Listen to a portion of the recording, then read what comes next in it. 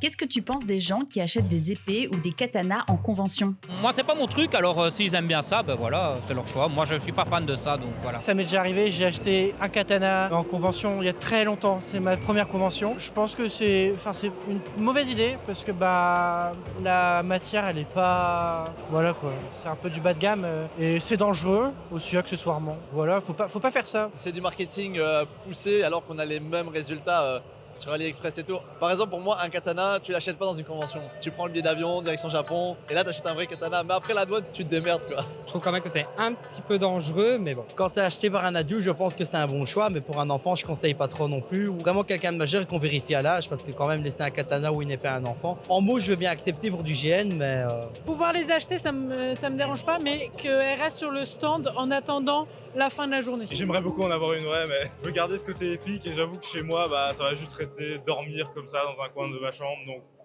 Franchement, moi ça me dérange pas, ça fait un peu un souvenir d'indignation. C'est bien dans un sens parce que pour faire les épées, il y a tout un métier derrière et je pense que c'est bien de montrer que ça existe toujours. Au moins on peut voir la marchandise directement, que si on l'achète sur AliExpress ou autre part, en ligne en tout cas on peut pas voir le rendu. Tant que ça reste réglementé et qu'ils se baladent pas avec des vrais katanas dans tous les sens de la convention, moi ça me va.